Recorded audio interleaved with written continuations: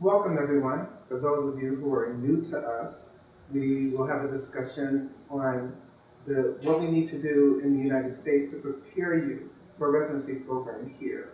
For those who have been with us before, you got a chance to join us in our discussion on chronic obstructive pulmonary disease and on atrial fibrillation. In general, in the United States, we have a very big crisis with obesity, diabetes, hypertension, COPD, asthma, coronary artery disease, and congestive heart failure. These account for 65% of our hospital admissions and 70% of readmissions within 30 days. So you can see it's a daunting task for us in internal medicine to give good medical care. Hence, we need more doctors, and this is where you guys can come in to help us out.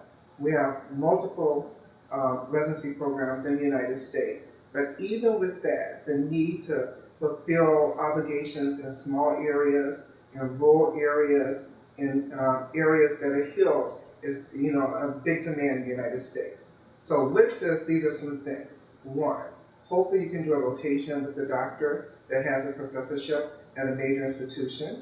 You don't have to be at the major institution. If you're at an affiliate institution, that's second level with an academic affiliation, that'll be great for you. Two, you want to be doing a rotation with someone that can do some academic teaching and prepare you not only clinically to be a good doctor, but also to prepare you for boards. These are some of the examples. Here in Chicago, we have our students that come with us. They rotate with us through the office. They get a chance to have some academic conversations. Sometimes we're going on a field trip to one of the major academic centers, i.e. Rush University, of which I'm a professor. And we get a chance to sit down and do a discussion with the residents at Rush.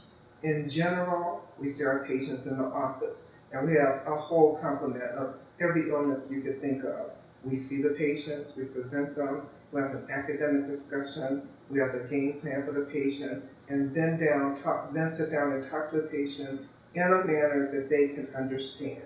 We do this and have a good time in doing it.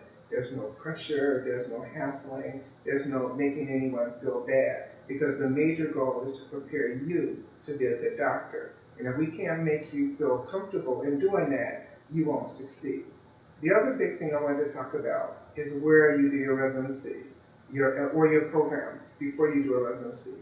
You don't have to have a physician with a letterhead that says Rush University. Mine says Associates in Primary Care. But after I write your letter, at the end of the letter, it'll say Cedric Coleman, Associate Professor of Medicine, Rush University, and we sign it with the Rush seal. So if you have a person that's academically inclined with an academic affiliation to write your letters, and trust me, in Chicago we know the other professors that will take you far on where you want to go. The other major thing I wanted to talk about are some myths about where you should do your rotations. It doesn't have to always be, again, in an academic institution, but an academic institution with a physician in the community would be great. Because once we go and train at Rush, or University of Illinois, or University of Chicago, we don't practice there. We practice in the community. So we have to have a mind for academic medicine, but then a mind for kindness and working with our patients in the community. Because all of them would understand the big words we use when we're talking about medicine, but they do understand their language. And when we learn the language of the patient, that's more important than anything else. The other big thing that you will learn here is using the EMR system.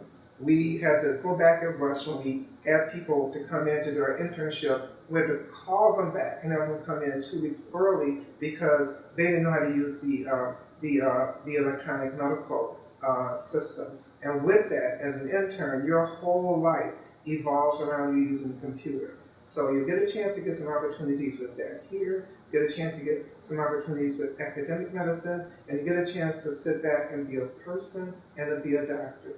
As you go through and do your course here, you'll see that we have a program that we work together with here on teaching you things. We have a real good website to go to where we have clinical cases covering everything from Poem syndrome to baseniosis. We also sit down and go through these individual case presentations, which can take up to 2 hours to discuss. But after going through our conversation, we'll cover multiple areas that you'll see on boards. So again, in doing this, it's academic, it's social, it's clinical, but at the end of the day, you still have to be a person. And we try to help people do medicine, to be comfortable, but yet still have a lifestyle within medicine. Now, if you go back and look at some of the reviews we've done, you'll see when we do this clinically, we sit down, we talk with the residents, we have a discussion, we talk about the literature, we talk about the clinical aspects of medicine, we talk about current literature now and future literature in the future. And one of the things that we talked about that people seem so amazed about is the cure for hypertension. Yes, I did say that. There is a cure for hypertension. People don't talk about it much. It's been studied at least for the last 10 years, and it seems like what we need to do for that to complete the course isn't very difficult at all. And granted, you don't hear a lot of people talking about it, but that's something that's going to be coming up in the future. Also, the last and most important thing is sitting down with you, preparing you for residency. We do that also. We talk to the program directors for you. We talk to you to try to tell you what your weaknesses are. We try to get you prepared to do an interview. So not only is it the academic medicine, the social medicine, but it's about you and preparing you for a program so that you can do well and be successful. And hopefully when you finish, you can stay here in the United States and help us with our need on delivering good care for all of our patients. We have a website that you'll go to that someone will talk about later that can direct you to all the different programs that we have here in Chicago. And God bless you. And if there are any questions, you're more than free to contact me in my office. Thank you so much.